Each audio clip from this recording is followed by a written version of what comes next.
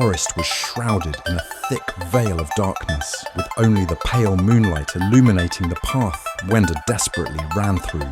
Her ragged breaths blended with the frantic pounding of her heart, while behind her, the thunderous footsteps of Black echoed like the harbinger of death.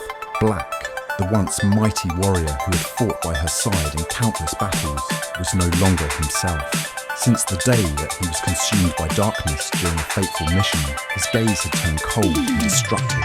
Yet, within his crimson eyes, Wenda could still see a faint glimmer, a fragile spark, a silent plea for help, as though the man he once was still struggled against the abyss. She had tried countless times to reason with him, to call him back, but Black only responded with cold, unrelenting silence. His blackened blade, once a tool of protection, had become an instrument of annihilation. Still, Wenda refused to give up. She believed he could still be saved. Black caught up to her in a clearing within the forest. He raised his cursed blade, the eerie glint of steel cutting through the suffocating night. This time, Wenda didn't flee. She stood her ground, her determined blue eye locking onto her. Black, this isn't you. Remember who you are, what you once fought for. Her voice pierced through the night, trembling yet resolute. Black hesitated. The blade stopped inches from her neck, his hands trembling as though battling an invisible force. In that fleeting moment, Wenda saw the faint light in his eyes flicker once more. Seizing the chance, Wenda placed her hand on his chest, where his heart had once beat with strength and honour. She closed her eyes and focused every ounce of her will, reciting an ancient prayer passed down by her ancestors. A soft, warm glow emanated from her hand, like a fragile flame flickering in the icy void. But the darkness was not so easily vanquished. It roared in defiance, surging around them both like a storm.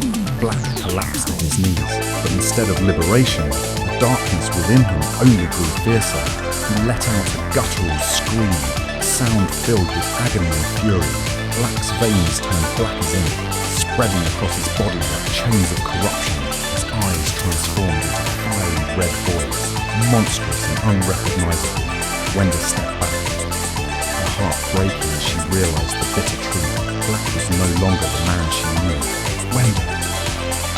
His voice, low and distorted, emerged, still carrying a faint echo of humanity. Run, before I lose what little control I have left. No, I won't leave you, Wenda shouted, tears streaking her face. She charged toward him again, knowing full well the peril she faced. She wasn't afraid of dying. What terrified her was losing Black completely. Wenda poured every ounce of her power into her magic, her prayers growing louder, more desperate. But the more she fought, the stronger the darkness became. It wasn't just resisting her, it was fighting back, creeping into her very being. She felt it first in her hand as the darkness seeped through her touch, rooting itself in her soul.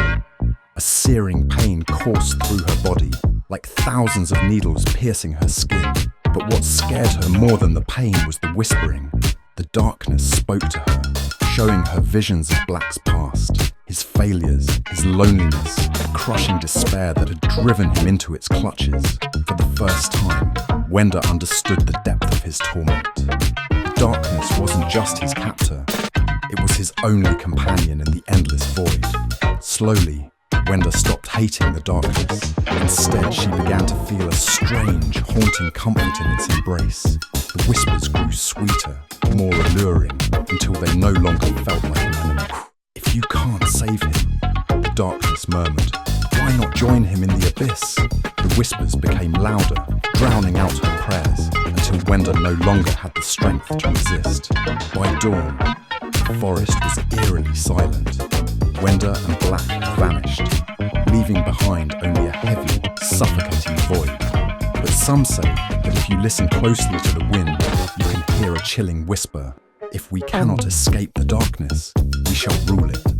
Now Wenda and Black are no longer human. They have become two monstrous beings, bonded by the shadows that consumed them. Together, they rule the darkness, forever intertwined in its eternal night. When Wenda opened her eyes again, she wasn't the same. Her legs felt heavy and alien, but as she looked down, she realized they were no longer human. Instead,